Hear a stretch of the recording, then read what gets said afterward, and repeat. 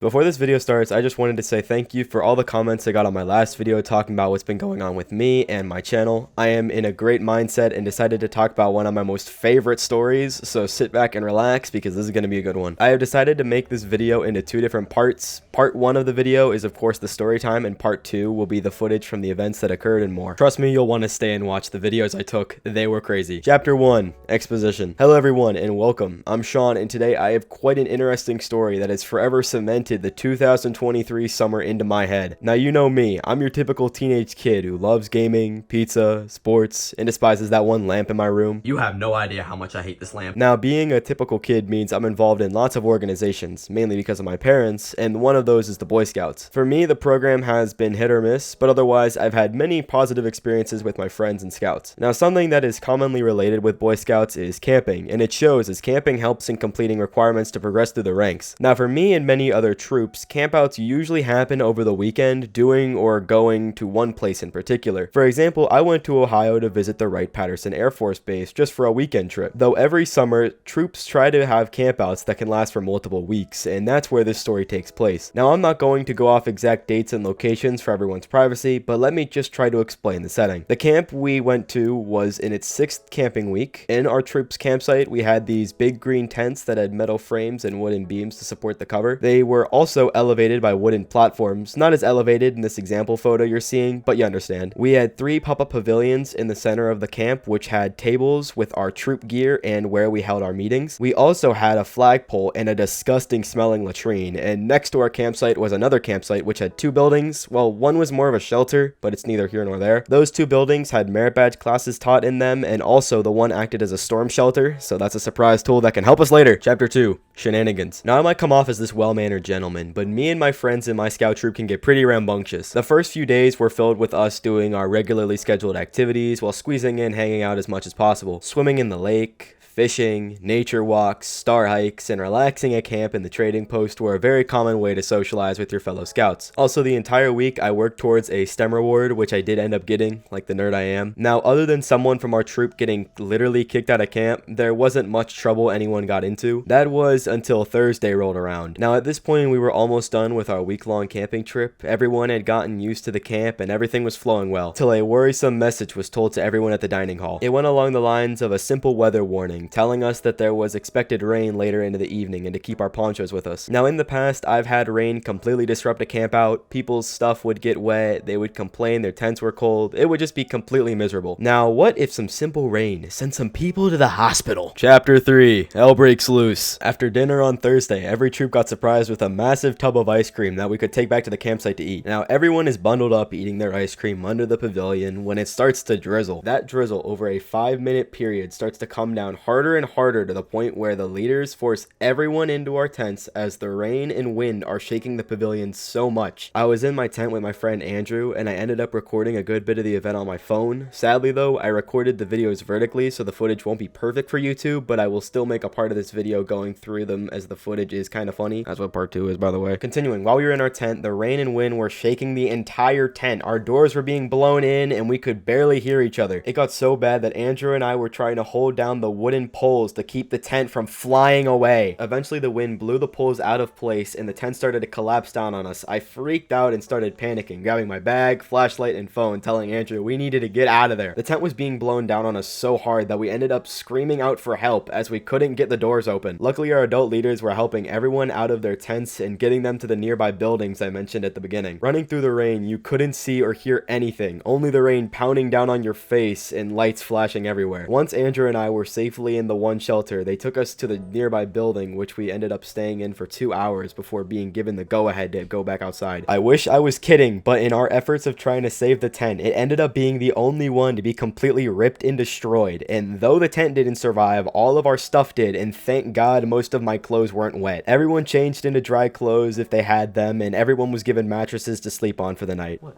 Oh, hi, Mom. Remember that little bit about people going to the hospital? Well, when Andrew and I were holding the wooden poles up, we were told that they later cracked and ended up hitting Andrew in the head. Andrew had to spend a few hours in the ER for a possible concussion, and I got to go to sleep. Thankfully, he didn't have a concussion, and we went home safe and sound. Chapter 4. Final notes. Andrew wasn't the only person who went to the hospital. 2 other girls from the campsite over also ended up getting hurt by the major storm. Though all the pop-up pavilions got completely destroyed, they acted as useful drying racks for everything the next day. Finally, this was really interesting to talk about, but to let you know, at first I was heavily freaked out by everything that happened that night. Everything could have been a lot worse and people could have gotten hurt a lot more, so I'm thankful mostly everyone was okay. Thank you for sticking around this long. Let's move into part 2, shall we? Now, a majority of the time I was recording, I was acting dumb as hell, but it's still interesting to watch, so here you go. I gotta close the flaps. Remember me. I love you! Brother, no! Brother! Brother! Ah! Come on! Get him in! No, I hear it! It's oh no! Get back! Get back! Please, my buddy! My friend, he's out there! He's out there! Come on! Get in! No! No! Please! Please! God, yes! He's okay! Close the inner one. Close the inner one.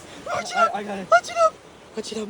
Okay, latch it up! Are you okay, buddy? It yanked it out of my hands. Oh my gosh! Oh my gosh! Oh, What the hell? oh, Hey, are you oh, recording? Are you shit! recording? Shit! What is going on, Wait, record outside. Record outside. bro? You can't even see. It's torrential. Bro, it is. Bro, we gotta wait for some lightning. Let him hear it. Let him hear it. Wait for the lightning. Wait for the lightning. The thunder happens after the lightning. Oh, sorry. Shit, do you have anything? Dude, your shit's on the floor. What? Put it on your chair. No, it's fine. It's just the bag. Yeah, look at the door. The door's. Oh. The door isn't dooring. Okay, well, it's the okay. floor is flooded. It's okay. It's okay, buddy. It's okay. Okay, calm down. Calm down. Okay. Oh, my dick is cold. What the fuck? Okay, hold on. I'm moving it out. Shit, the tent is shaking. Oh Point my at the god. tent. Oh my gosh. Oh my good golly. Good golly. It's happening. We're gonna die. This is the day. This is Hurricane Quandale. Rondell Dingle is here for us. I just pieced through the hole and got like fucking blasted. It's like a water jet. Alright. Hey, this is kind of a gamer move, this right here. Hold on, let's see the peak hole. Oh, Jesus Christ! Jesus Christ, our only Son, our Lord, is conceived by the Holy Ghost, born of the Virgin Mary, suffered under Pontius Pilate. Oh no! No! Hey, no!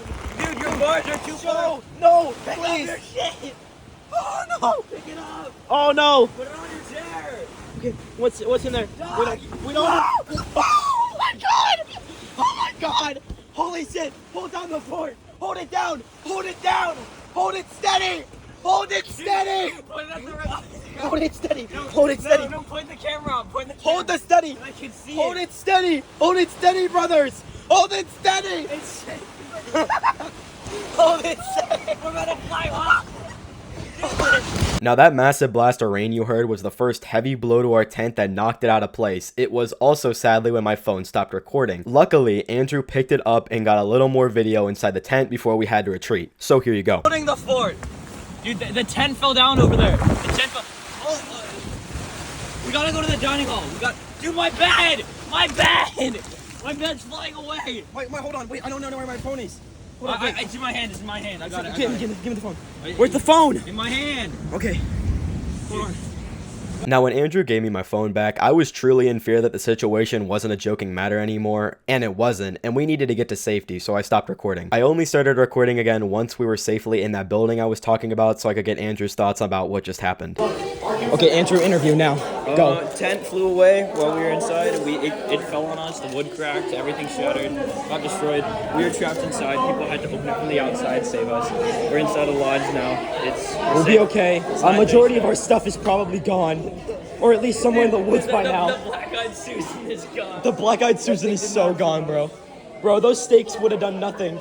Oh my god. Okay, everyone's okay though, so we're chilling. The rest of the interview video I took was basically gibberish, but just look at how drenched I look after all of that. Looks like I got a swirly twice. Well, that is everything I have from the event, and I hope you enjoyed watching. I have told this story to so many people, so I'm happy I could finally get it online. Well, that's all she wrote, and I hope you enjoyed. Make sure to like and subscribe if you'd like to hear more about me, and I hope to see you all again very soon. See ya.